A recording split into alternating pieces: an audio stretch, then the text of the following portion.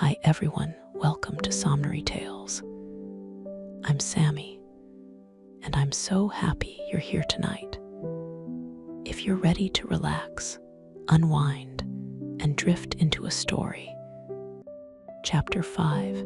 Several Adventures That Happened to the Author. The Execution of a Criminal. The author shows his skill in navigation. I should have lived happy enough in that country if my littleness had not exposed me to several ridiculous and troublesome accidents,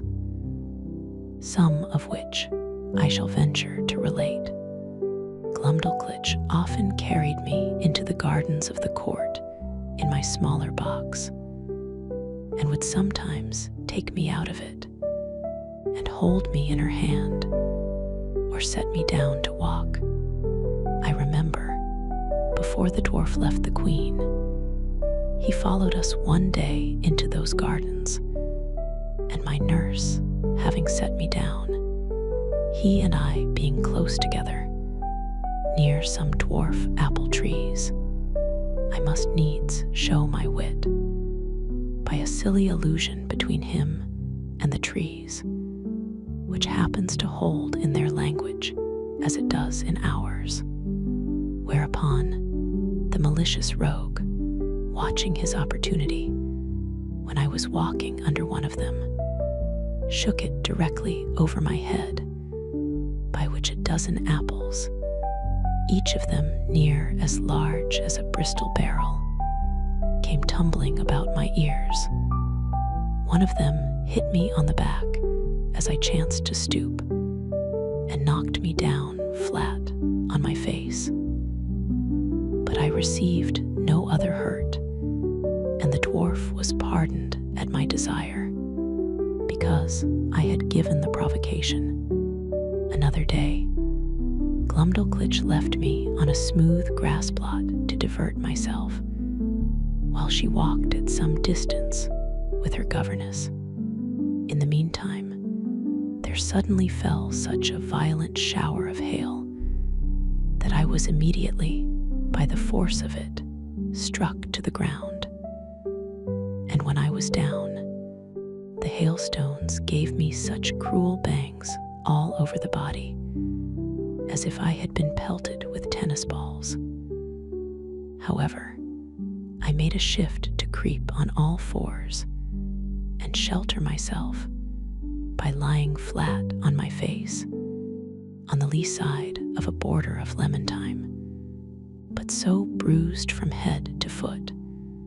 that I could not go abroad in 10 days. Neither is this at all to be wondered at, because nature in that country, observing the same proportion through all her operations, a hailstone is near 1,800 times as large as one in Europe, which I can assert upon experience, having been so curious as to weigh and measure them. But a more dangerous accident happened to me in the same garden, when my little nurse, believing she had put me in a secure place, which I often entreated her to do, that I might enjoy my own thoughts, and having left my box at home to avoid the trouble of carrying it, went to another part of the garden with her governess and some ladies of her acquaintance, while she was absent and out of hearing. A small white spaniel that belonged to one of the chief gardeners, having got by accident into the garden, happened to range near the place where I lay. The dog, following the scent, came directly up, and taking me in his mouth, ran straight to his master, wagging his tail, and set me gently on the ground. By good fortune, he had been so well taught that I was carried between his teeth without the least hurt, or even tearing my clothes. But the poor gardener, who knew me well and had a great kindness for me, was in a terrible fright. He gently took me up in both his hands and asked me how I did, but I was so amazed and out of breath that I could not speak a word. In a few minutes, I came to myself, and he carried me safe to my little nurse, who, by this time, had returned to the place where she left me, and was in cruel agonies when I did not appear, nor answer when she called. She severely reprimanded the gardener on account of his dog, but the thing was hushed up and never known at court, for the girl was afraid of the queen's anger. And truly, as to myself, I thought it would not be for my reputation that such a story should go about. This accident absolutely determined Glumdalclitch never to trust me abroad for the future out of her sight. I had been long afraid of this resolution, and therefore concealed from her some little unlucky adventures that happened in those times when I was left by myself. Once a kite, hovering over the garden, made a stoop at me, and if I had not resolutely drawn my hanger and run under a thick espalier, he would have certainly carried me away in his talons. Another time, walking to the top of a fresh molehill, I fell to my neck in the hole through which that animal had cast up the earth, and coined some lie not worth remembering to excuse myself for spoiling my clothes. I likewise broke my right shin against the shell of a snail, which I happened to stumble over as I was walking alone and thinking on poor England. I cannot tell whether I were more pleased or mortified to observe, in those solitary walks, that the smaller birds did not appear to be at all afraid of me, but would hop about within a yard's distance, looking for worms and other food with as much indifference and security as if no creature at all were near them. I remember a thrush had the confidence to snatch out of my hand, with his bill, a piece of cake that Glumdalclitch had just given me for my breakfast. When I attempted to catch any of these birds, they would boldly turn against me, endeavoring to peck my fingers, which I durst not venture within their reach, and then they would hop back unconcerned to hunt for worms or snails, as they did before. But one day, I took a thick cudgel and threw it with all my strength so luckily at a linnet that I knocked him down, and seizing him by the neck with both my hands, ran with him in triumph to my nurse. However, the bird, who had only been stunned, recovering himself, gave me so many boxes with his wings on both sides of my head and body, though I held him at arm's length and was out of the reach of his claws, that I was 20 times thinking to let him go. But I was soon relieved by one of our servants, who wrung off the bird's neck, and I had him next day for dinner by the Queen's command. This linnet, as near as I can remember, seemed to be somewhat larger than an English swan. The maids of honor often invited Glumdalclitch to their apartments, and desired she would bring me along with her, on purpose to have the pleasure of seeing and touching me. They would often strip me naked from top to toe, and lay me at full length in their bosoms, wherewith I was much disgusted because, to say the truth, A very offensive smell came from their skins, which I do not mention or intend to the disadvantage of those excellent ladies, for whom I have all manner of respect. But I conceive that my sense was more acute in proportion to my littleness, and that those illustrious persons were no more disagreeable to their lovers, or to each other, than people of the same quality are with us in England. And after all, I found their natural smell was much more supportable than when they used perfumes, under which I immediately swooned away. I cannot forget that an intimate friend of mine in Lilliput took the freedom in a warm day, when I had used a good deal of exercise, to complain of a strong smell about me, although I am as little faulty that way as most of my sex. But I suppose his faculty of smelling was as nice with regard to me as mine was to that of this people. Upon this point, I cannot forbear doing justice to the Queen my mistress, and Glumdalclitch my nurse, whose persons were as sweet as those of any lady in England. That which gave me most uneasiness among these maids of honor, when my nurse carried me to visit them, was to see them use me without any manner of ceremony, like a creature who had no sort of consequence. For they would strip themselves to the skin and put on their smocks in my presence, while I was placed on their toilet, directly before their naked bodies, which I am sure to me was very far from being a tempting sight, or from giving me any other emotions than those of horror and disgust. Their skins appeared so coarse and uneven, so variously colored, when I saw them near, with a mole here and there as broad as a trencher, and hairs hanging from it thicker than packthreads, to say nothing farther concerning the rest of their persons. Neither did they at all scruple, while I was by,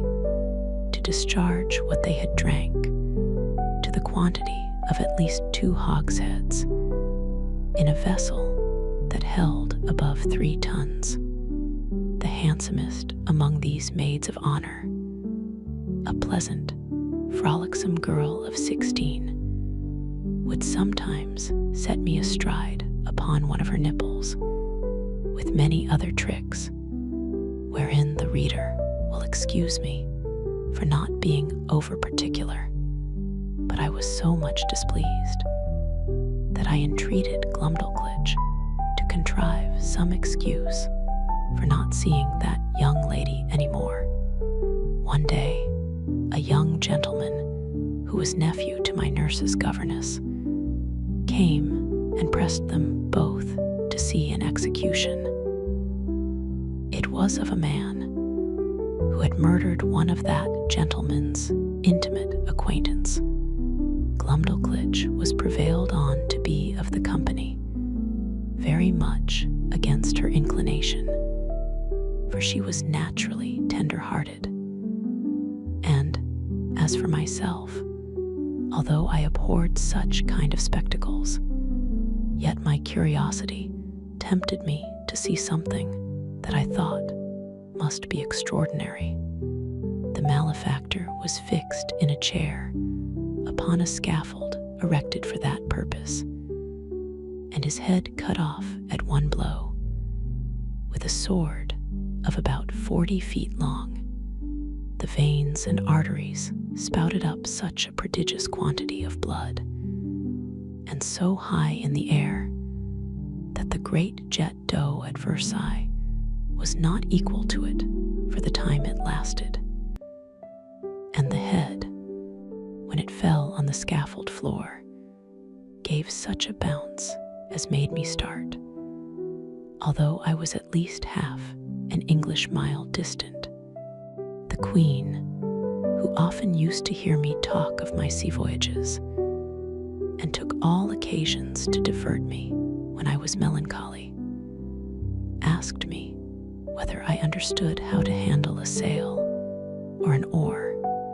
and whether a little exercise of rowing might not be convenient for my health. I answered that I understood both very well, for although my proper employment had been to be surgeon or doctor to the ship,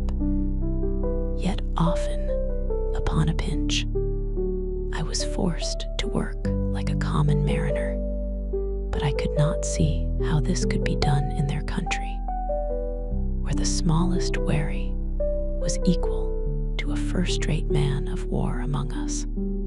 and such a boat as I could manage would never live in any of their rivers. Her Majesty said, if I would contrive a boat, her own joiner should make it, and she would provide a place for me to sail in. The fellow was an ingenious workman, and by my instructions, in 10 days, finished a pleasure boat with all its tackling, able conveniently to hold 8 Europeans. When it was finished, the Queen was so delighted that she ran with it in her lap to the king, who ordered it to be put into a cistern full of water, with me in it, by way of trial, where I could not manage my 2 sculls or little oars for want of room. But the Queen had before contrived another project. She ordered the joiner to make a wooden trough of 300 feet long, 50 broad, and 8 deep, which, being well pitched to prevent leaking, was placed on the floor, along the wall, in an outer room of the palace. It had a cock near the bottom to let out the water when it began to grow stale, and 2 servants could easily fill it in half an hour. Here I often used to row for my own diversion, as well as that of the Queen and her ladies, who thought themselves well entertained with my skill and agility. Sometimes I would put up my sail, and then my business was only to steer, while the ladies gave me a gale with their fans. And when they were weary, some of their pages would blow my sail forward with their breath, while I showed my art by steering starboard or larboard as I pleased. When I had done, Glumdalclitch always carried back my boat into her closet and hung it on a nail to dry. In this exercise, I once met an accident which had like to have cost me my life, for one of the pages, having put my boat into the trough, the governess who attended Glumdalclitch very officiously lifted me up to place me in the boat. But I happened to slip through her fingers and should infallibly have fallen down 40 feet upon the floor, if, by the luckiest chance in the world, I had not been stopped by a corking pin that stuck in the good gentlewoman's stomacher, the head of the pin passing between my shirt and the waistband of my breeches. And thus I was held by the middle in the air till Glumdalclitch ran to my relief. Another time, one of the servants, whose office it was to fill my trough every 3rd day with fresh water, was so careless as to let a huge frog, not perceiving it, slip out of his pail. The frog lay concealed till I was put into my boat. But then, seeing a resting place, climbed up and made made it lean so much on one side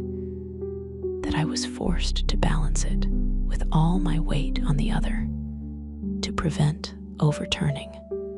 When the frog was got in, it hopped at once half the length of the boat, and then over my head, backward and forward,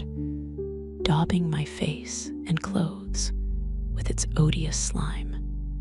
The largeness of its features made it appear the most deformed animal that can be conceived. However, I desired Glumdalclitch to let me deal with it alone.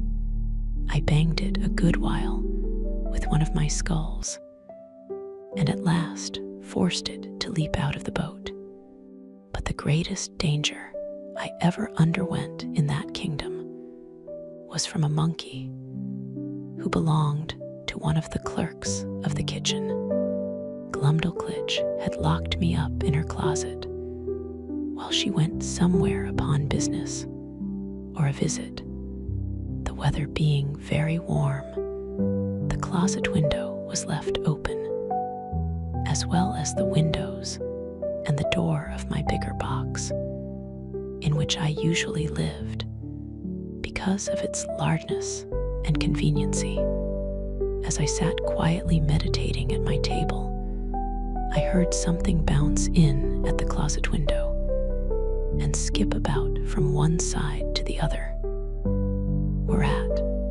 although I was much alarmed, yet I ventured to look out, but not stirring from my seat. And then I saw this frolicsome animal frisking and leaping up and down, till at last he came to my box, which he seemed to view with great pleasure and curiosity, peeping in at the door and every window. I retreated to the farther corner of my room or box, but the monkey looking in at every side put me in such a fright that I wanted presence of mind to conceal myself under the bed, as I might easily have done. After some time spent in peeping, grinning, and chattering, he at last espied me, and reaching one of his paws in at the door, as a cat does when she plays with a mouse, although I often shifted place to avoid him, he at length seized the lappet of my coat, which being made of that country silk, was very thick and strong, and dragged me out. He took me up in his right forefoot, and held me as a nurse does a child she is going to suckle, just as I have seen the same sort of creature do with a kitten in Europe. And when I offered to struggle, he squeezed me so hard that I thought it more prudent to submit. I have good reason to believe that he took me for a young one of his own species, by his often stroking my face very gently with his other paw. In these diversions, he was interrupted by a noise at the closet door, as if somebody were opening it, whereupon he suddenly leaped up to the window at which he had come in, and thence upon the leads and gutters, walking upon 3 legs and holding me in the 4th, till he clambered up to a roof that was next to ours. I heard Glumdalclitch give a shriek at the moment he was carrying me out. The poor girl was almost distracted. That quarter of the palace was all in an uproar. The servants ran for ladders. The monkey was seen by hundreds in the court, sitting upon the ridge of a building, holding me like a baby in one of his forepaws, and feeding me with the other, by cramming into my mouth some victuals he had squeezed out of the bag on one side of his chaps, and patting me when I would not eat, whereat many of the rabble below could not forbear laughing. Neither do I think they justly ought to be blamed, for, without question, the sight was ridiculous enough to every body but myself. Some of the people threw up stones, hoping to drive the monkey down, but this was strictly forbidden, or else, very probably, my brains had been dashed out. The ladders were now applied and mounted by several men, which the monkey observing, and finding himself almost encompassed, not being able to make speed enough with his 3 legs, let me drop on a ridge tile and made his escape. Here I sat for some time, 500 yards from the ground, expecting every moment to be blown down by the wind, or to fall by my own giddiness, and come tumbling over and over from the ridge to the eaves. But an honest lad, one of my nurse's footmen, climbed up, and putting me into his breeches pocket, brought me down safe. I was almost choked with the filthy stuff the monkey had crammed down my throat. But my dear little nurse picked it out of my mouth with a small needle, and then I fell a vomiting, which gave me great relief. Yet I was so weak and bruised in the sides with the squeezes given me by this odious animal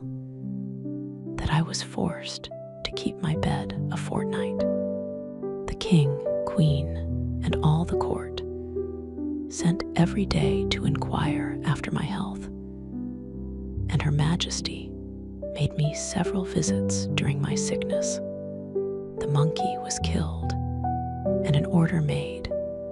that no such animal should be kept about the palace. When I attended the king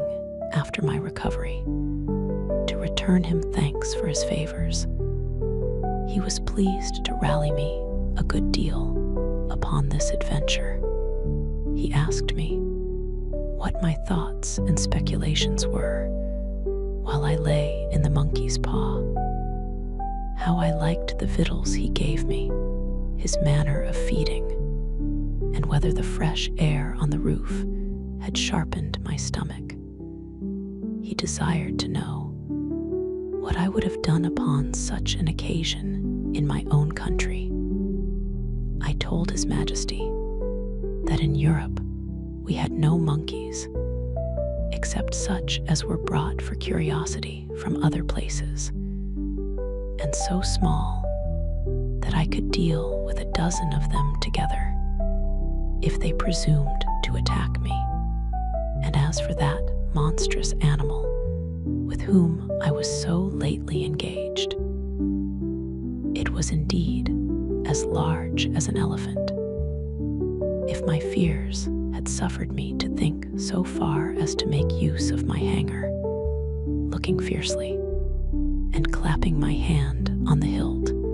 as I spoke, when he poked his paw into my chamber, perhaps I should have given him such a wound as would have made him glad to withdraw it with more haste than he put it in. This I delivered in a firm tone, like a person who was jealous lest his courage should be called in question. However, my speech produced nothing else beside a loud laughter, which all the respect due to His Majesty from those about him could not make them contain. This made me reflect how vain an attempt it is for a man to endeavor to do himself honor among those who are out of all degree of equality or comparison with him. And yet I have seen the moral of my own behavior very frequent in England since my return, where a little contemptible varlet, without the least title to birth, person, wit, or common sense, shall presume to look with importance, and put himself upon a foot with the greatest persons of the kingdom. I was every day furnishing the court with some ridiculous story. And Glumdalclitch, although she loved me to excess, yet was arch enough to inform the queen, whenever I committed any folly that she thought would be diverting to her majesty. The girl who had been out of order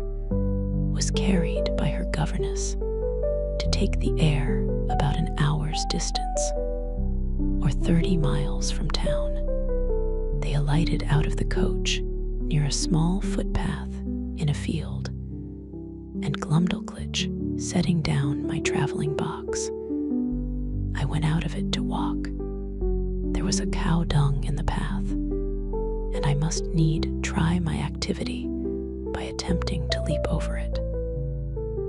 I took a run, but unfortunately jumped short and found myself just in the middle up to my knees. I waded through with some difficulty, and one of the footmen wiped me as clean as he could with his handkerchief, for I was filthily bemired, and my nurse confined me to my box till we returned home, where the queen was soon informed of what had passed, and the footmen spread it about the court, so that all the mirth for some days was at my expense. Chapter 6. Several contrivances of the author to please the king and queen. He shows his skill in music. The king inquires into the state of England, which the author relates to him. The king's observations thereon. I used to attend the king's levee once or twice a week, and had often seen him under the barber's hand, which indeed was at first very terrible to behold, for the razor was almost twice as long as an ordinary scythe. His Majesty, according to the custom of the country, was only shaved twice a week. I once prevailed on the barber to give me some of the suds or lather, out of which I picked 40 or 50 of the strongest stumps of hair. I then took a piece of fine wood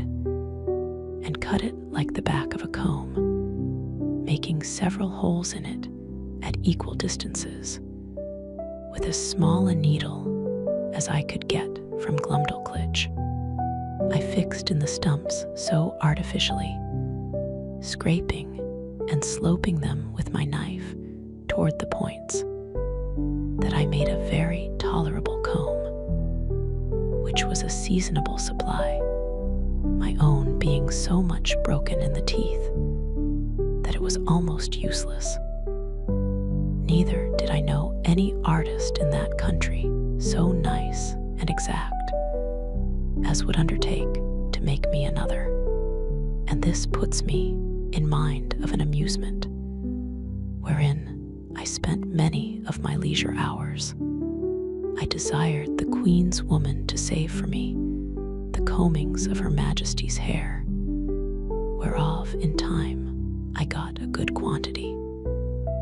And consulting with my friend, the cabinet maker, who had received general orders to do little jobs for me, I directed him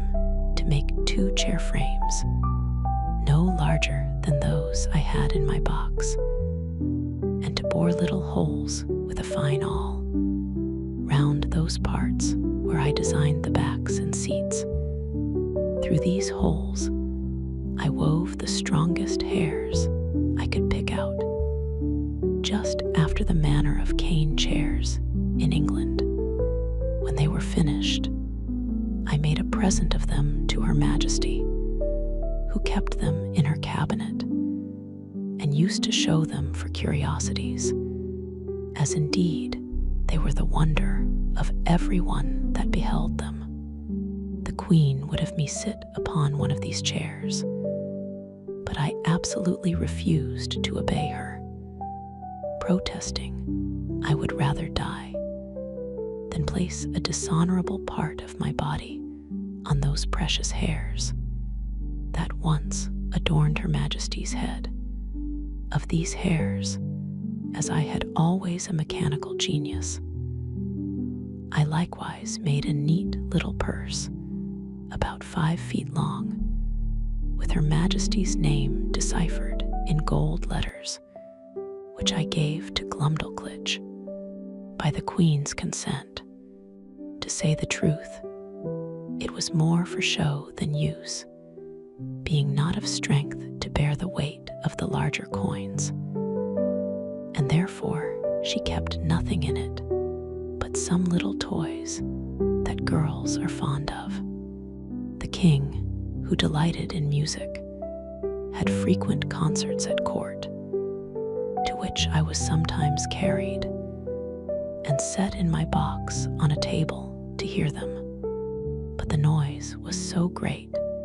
that I could hardly distinguish the tunes. I am confident that all the drums and trumpets of a royal army, beating and sounding together just at your ears, could not equal it.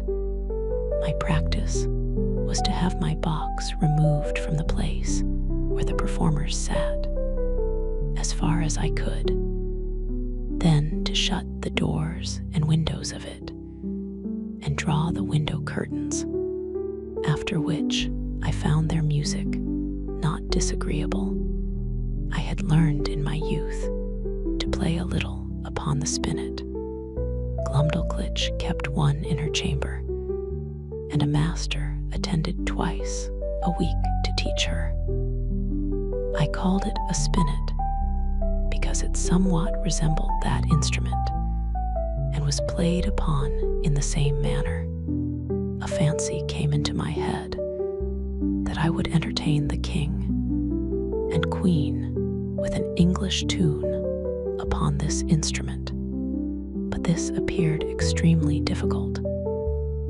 for the spinet was near 60 feet long, each key being almost a foot wide, so that with my arms extended, I could not reach to above 5 keys, and to press them down required a good smart stroke with my fist, which would be too great a labor, and to no purpose. The method I contrived was this. I prepared 2 round sticks, about the bigness of common cudgels. They were thicker at one end than the other, and I covered the thicker ends with pieces of a mouse's skin, that by rapping on them I might neither damage the tops of the keys nor interrupt the sound. Before the spinet, a bench was placed about 4 feet below the keys, and I was put upon the bench. I ran sidling upon it, that way and this, as fast as I could, banging the proper keys with my 2 sticks, and made a shift to play a jig,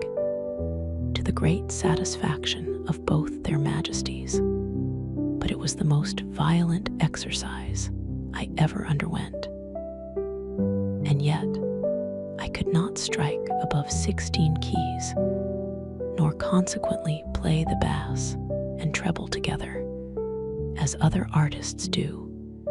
which was a great disadvantage to my performance. The king, who, as I before observed, was a prince of excellent understanding, would frequently order that I should be brought in my box and set upon the table in his closet.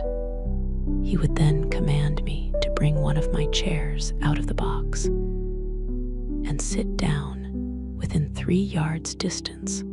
upon the top of the cabinet, which brought me almost to a level with his face. In this manner, I had several conversations with him. I one day took the freedom to tell His Majesty that the contempt he discovered towards Europe and the rest of the world did not seem answerable to those excellent qualities of mind that that he was master of. That reason did not extend itself with the bulk of the body. On the contrary, we observed in our country that the tallest persons were usually the least provided with it, that among other animals, bees and ants had the reputation of more industry, art, and sagacity than many of the larger kinds, and that, as inconsiderable as he took me to be, I hoped I might live to do His Majesty some signal service. The king heard me with attention and began to conceive a much better opinion of me than he had ever before. He desired I would give him as exact an account of the government of England as I possibly could, because, as fond as princes commonly are of their own customs, for so he conjectured of other monarchs by my former discourses, he should be glad to hear of anything that might deserve imitation. Imagine with thyself, courteous reader, how often I then wished for the tongue of Demosthenes or Cicero that might have enabled me to celebrate the praise of my own dear native country in a style equal to its merits and felicity. I began my discourse by informing His Majesty that our dominions consisted of 2 islands, which composed 3 mighty kingdoms, under one sovereign, beside our plantations in America. I dwelt long upon the fertility of our soil and the temperature of our climate. I then spoke at large upon the constitution of an English Parliament, partly made up of an illustrious body called the House of Peers, persons of the noblest blood and of the most ancient and ample patrimonies. I described that extraordinary care always taken of their education in arts and arms, to qualify them for being counselors both to the king and kingdom, to have a share in the legislature, to be members of the highest court of judicature, whence there can be no appeal, and to be champions always ready for the defense of their prince and country by their valor, conduct, and fidelity, that these were the ornament and bulwark of the kingdom, worthy followers of their most renowned ancestors, whose honor had been the reward of their virtue, from which their posterity were never once known to degenerate. To these were joined several holy persons as part of that assembly, under the title of bishops, whose peculiar business is to take care of religion and of those who instruct the people therein. These were searched and sought out through the whole nation by the prince and his wisest counselors, among such of the priesthood as were most deservedly distinguished by the sanctity of their lives and the depth of their erudition, who were indeed the spiritual fathers of the clergy and the people. That the other part of the Parliament consisted of an assembly called the House of Commons, who were all principal gentlemen,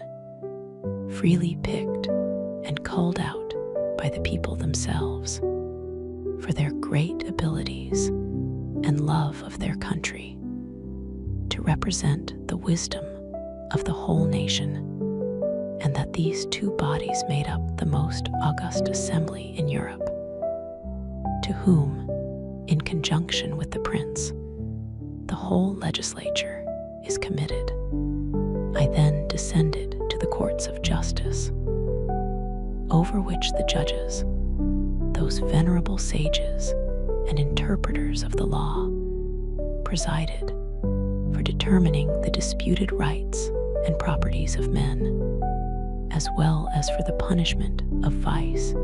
and protection of innocence. I mentioned the prudent management of our treasury, the valor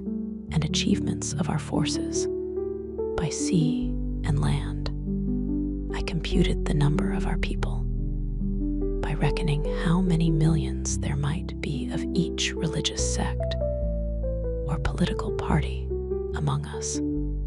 I did not omit even our sports and pastimes, or any other particular which I thought might redound to the honor of my country, and I finished all with a brief historical account of affairs and events in England for about 100 years past. This conversation was not ended under 5 audiences, each of several hours, and the king heard the whole with great attention, frequently taking notes of what I spoke, as well as memorandums of what questions he intended to ask me. When I had put an end to these long discourses, His Majesty, in a 6th audience, consulting his notes, proposed many doubts, queries, and objections. Upon every article, he asked what methods were used to cultivate the minds and bodies of our young nobility, and in what kind of business they commonly spent the first and teachable parts of their lives. What course was taken to supply that assembly when any noble family became extinct? What qualifications were necessary in those who are to be created new lords? Whether the humor of the prince, a sum of money to a court lady, or a design of strengthening a party opposite to the public interest, ever happened to be the motive in those advancements? What share of knowledge these lords had in the laws of their country, and how they came by it, so as to enable them to decide the properties of their fellow subjects in the last resort, whether they were always so free from avarice, partialities, or want, that a bribe or some other sinister view could have no place among them, whether those holy lords I spoke of were always promoted to that rank upon account of their knowledge in religious matters and the sanctity of their lives, had never been compliers with the times, while they were common priests or slavish prostitute chaplains to some nobleman, whose opinions they continued servilely to follow after they were admitted into that assembly. He then desired to know what arts were practiced in electing those whom I called commoners, whether a stranger with a strong purse might not influence the vulgar voters to choose him before their own landlord, or the most considerable gentleman in the neighborhood. How it came to pass that people were so violently bent upon getting into this assembly,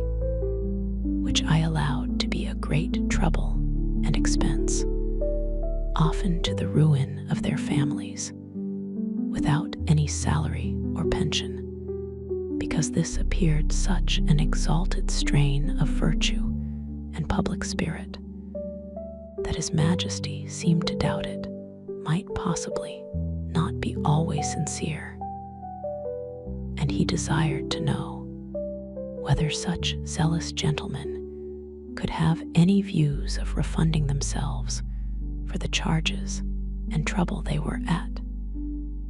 by sacrificing the public good to the designs of a weak and vicious prince in conjunction with a corrupted ministry. He multiplied his questions and sifted me thoroughly upon every part of this head, proposing numberless inquiries and objections, which I think it not prudent or convenient to repeat, upon what I said in relation to our courts of justice. His Majesty desired to be satisfied in several points, and this I was the better able to do, having been formerly almost ruined by a long suit in Chancery, which was decreed for me with costs. He asked what time was usually spent in determining between right and wrong, and what degree of expense, whether advocates and orators had liberty to plead in causes manifestly known to be unjust, vexatious, or oppressive, whether party, in religion or politics, were observed to be of any weight in the scale of justice, whether those pleading orators were persons educated in the general knowledge of equity, or only in provincial, national, and other local customs, whether they or their judges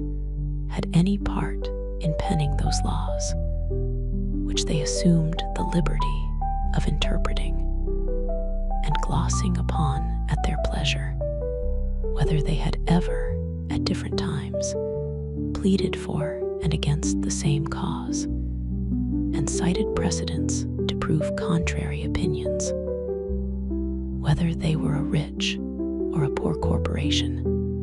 whether they received any pecuniary reward for pleading or delivering their opinions, and particularly whether they were ever admitted as members in the lower Senate. He fell next upon the management of our treasury and said he thought my memory had failed me because I computed our taxes at about 5 or 6 millions a year, and when I came to mention the issues, he found they sometimes amounted to more than double,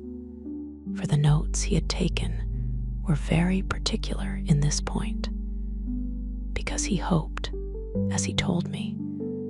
that the knowledge of our conduct might be useful to him, and he could not be deceived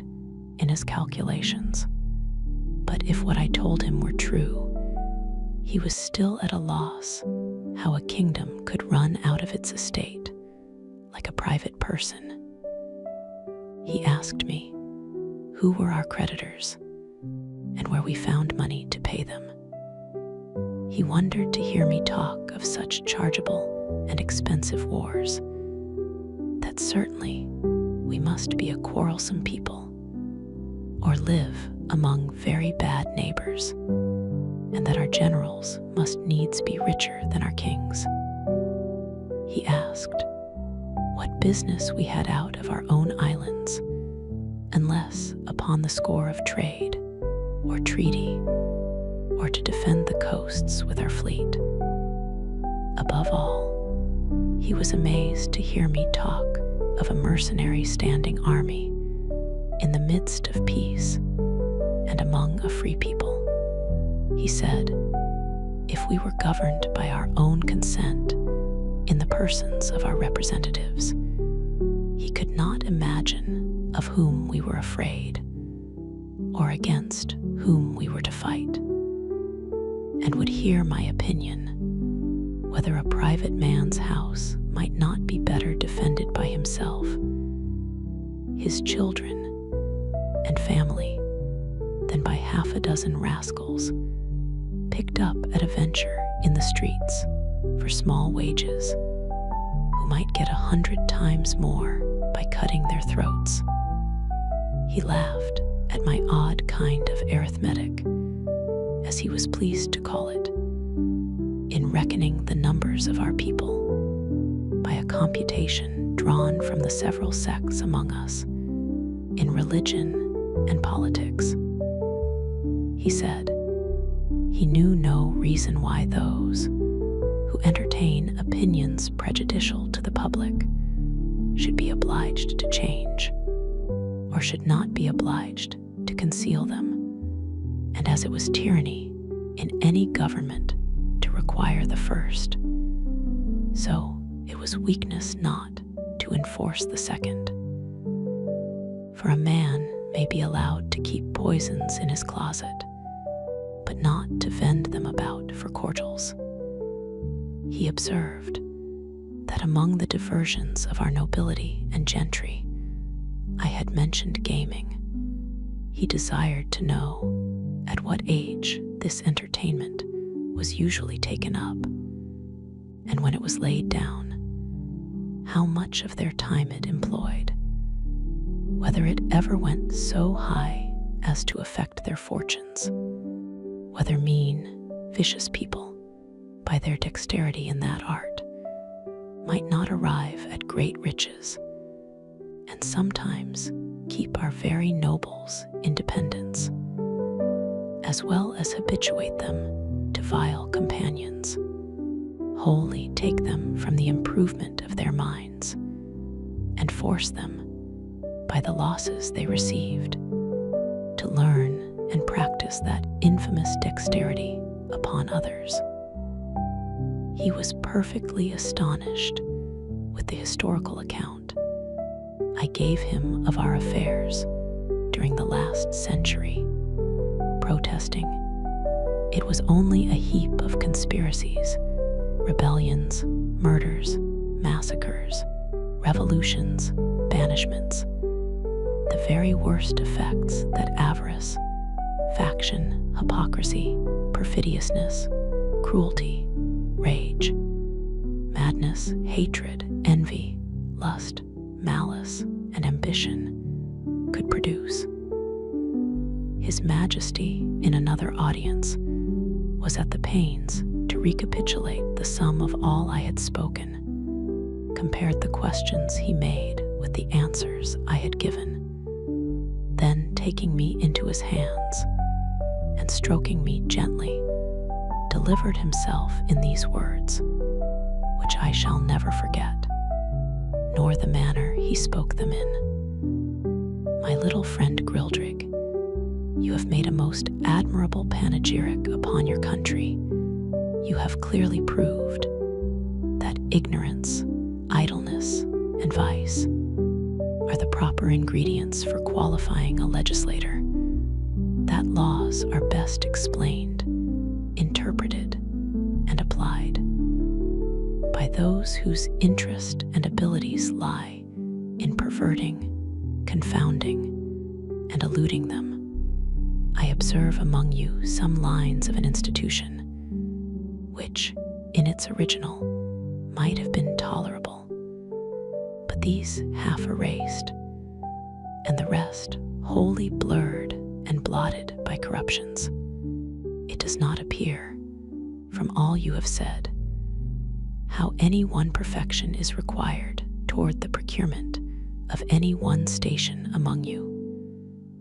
much less that men are ennobled on account of their virtue, that priests are advanced for their piety or learning, soldiers for their conduct or valor, judges for their integrity, senators for the love of their country, or counselors for their wisdom. As for yourself, continued the king, who have spent the greatest part of your life in traveling, I am well disposed to hope you may hitherto